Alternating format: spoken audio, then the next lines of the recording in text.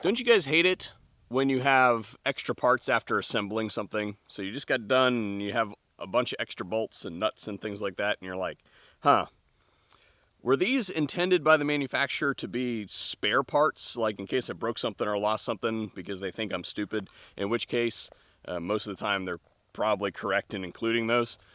Or did I screw up? Well, I just got a shipment from shootsteel.com, and I had this really silly idea that I would combine my new plate rack with my old plate rack and make the ultimate 10 plate rack. Well, I put it together and took a picture of it, and they sent me a message back, and they were like, yeah, we don't make that product anymore.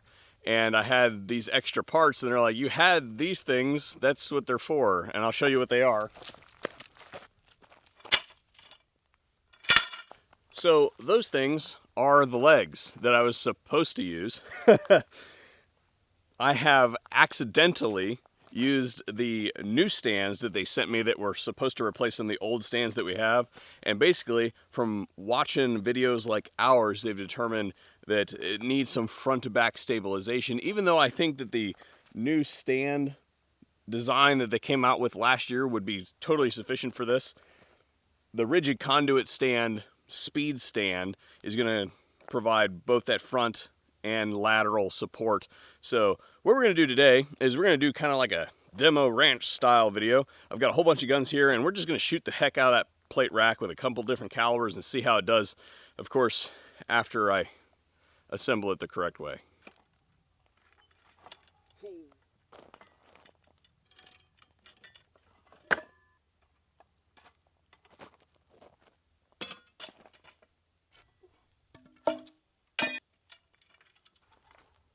I feel like that's not going to work.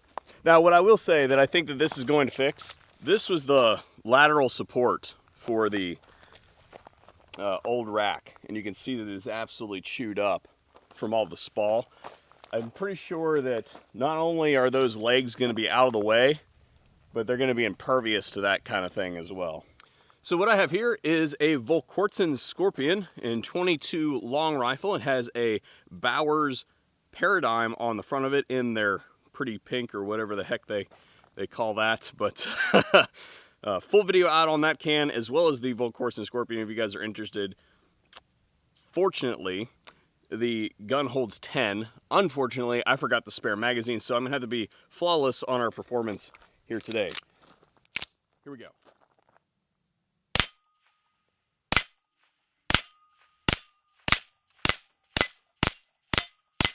Yay, we got it.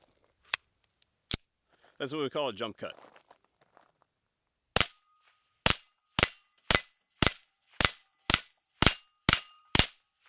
So what I have here is the Mark 57 Banshee, and for those not familiar, it is chambered in 5.7 by 2.8, and if I do well, we don't need a second magazine because this holds 20.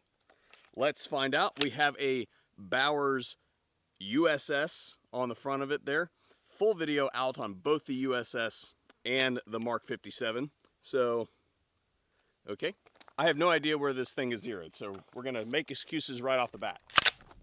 Here we go. It's chambered low, or it's zeroed low. And it looks like somebody forgot to lube this gun before they put it away. That'd be me.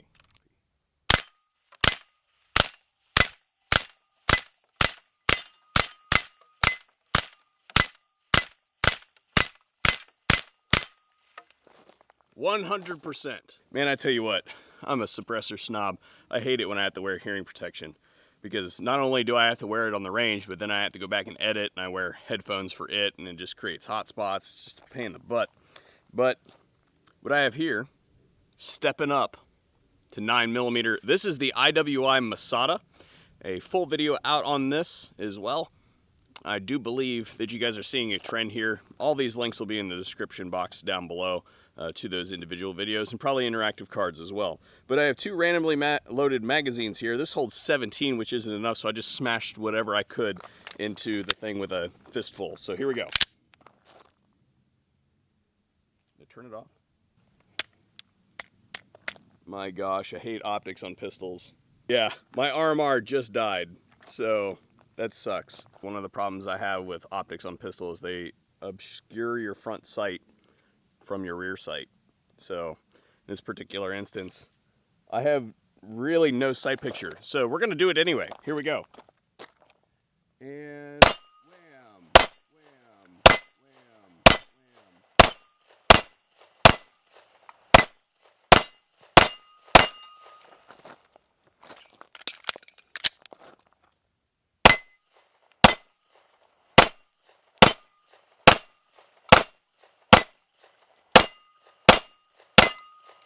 And we got it. Would you look at that? So it looks like I accidentally put 21 in when I grabbed my fistful, but without sights even, we got it.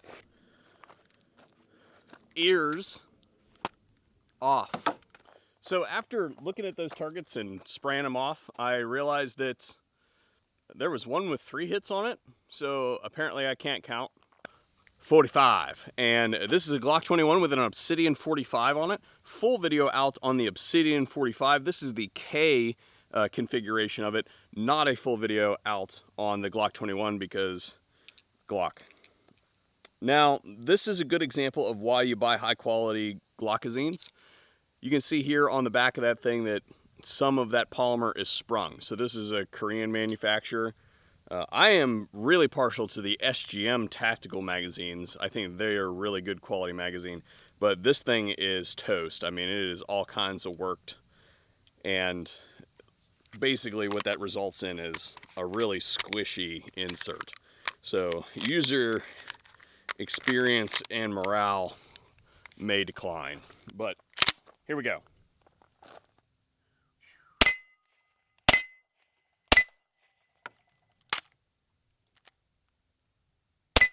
Not sure if that's where I was.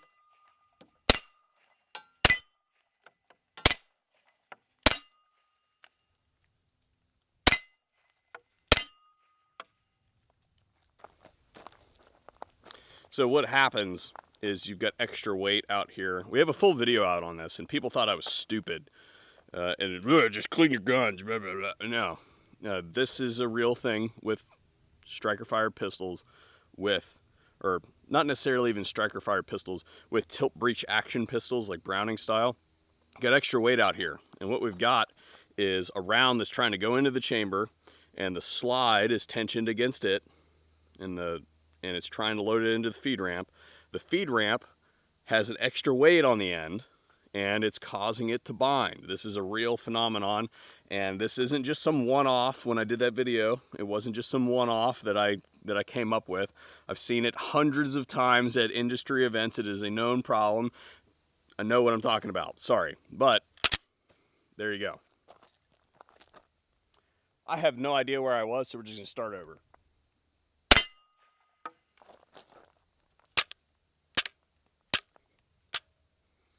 Oh, that's a real malfunction.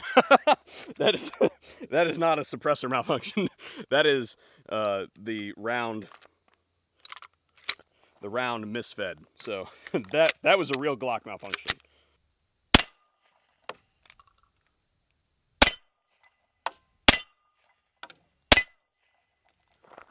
And now we're out of ammunition. So plenty of things to talk about with the Glock 21 here, and I'm just gonna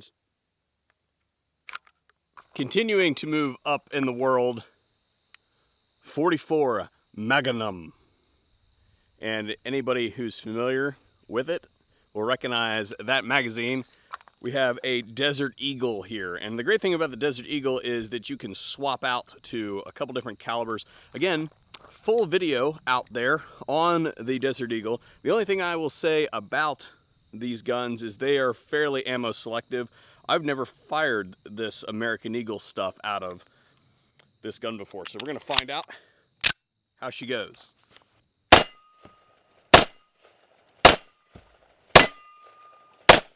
Ah.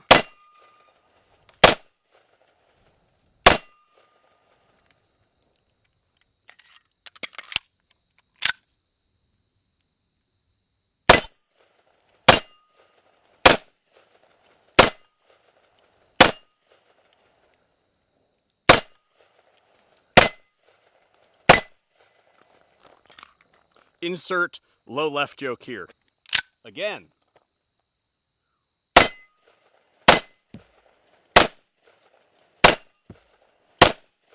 Come on, Kurt. Quit being a sissy, Kurt. We aren't even done yet.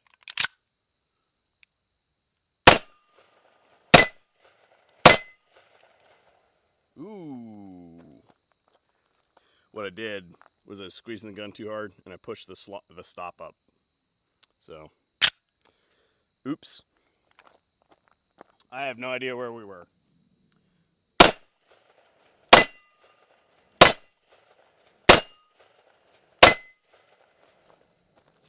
Yeah, buddy. 44 is actually fairly tame in the Desert Eagle, I will say. Woo! Woo! Woo! 50 Action Express, closing her out. This is some Freedom Munitions stuff. We'll see. It's this gun is really partial to Hornady. It really, really does like Hornady. I've never had a malfunction with the Hornady stuff. We're gonna see what happens with this. Yep, we're not in Kansas anymore.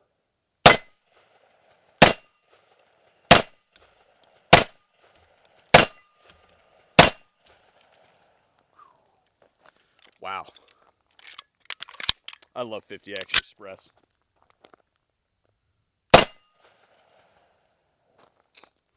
And that is the typical malfunction that you see in a Desert Eagle. And that is caused by actually limp wristing the gun. And it's not exactly what you think. It is, if the gun recoils back, it has to push against gravity. The slide is so heavy. So what we're going to do is we're just going to pull that out. And because it's expensive, we're just going to put it right back in. Here we go. Ah, Kurt.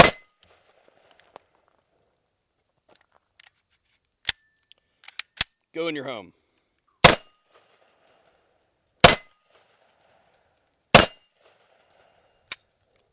Yeah, super flinch. See that? This is totally, guys and gals, if you're thinking about getting a Desert Eagle, I love this gun. However, you have to treat it with respect. This is an expert caliber gun. Absolutely. The 44 kind of feels like a high-powered 40, like if you've got some hot 40 cal loads, but the 50 is not a joke, and it is not a toy. Well, all, thank you for joining me out here today, testing out the new mega plate rack, if you will. I think that this is something that shootsteel.com should absolutely offer as a factory offering, because that thing is freaking sweet, and it forces those reloads. You know, 5-round, most guns hold a 5-round magazine. A 10-round, especially in those subcompacts, you're going to have to practice those reloads if you're running a rack like that. So, yeah, absolutely.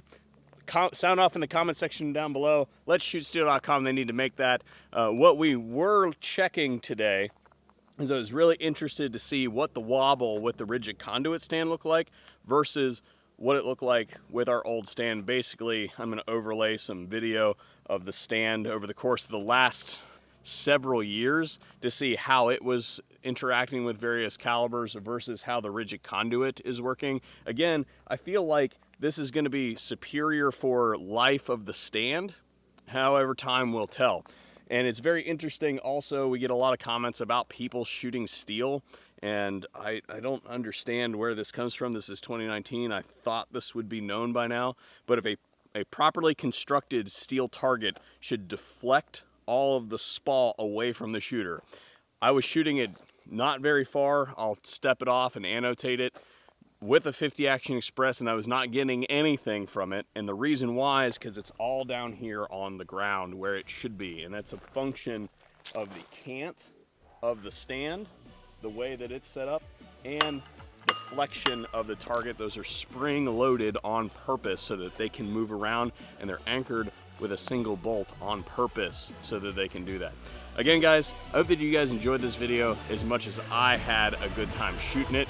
Hopefully we'll see you guys here on a future video here on the VSO Gun Channel.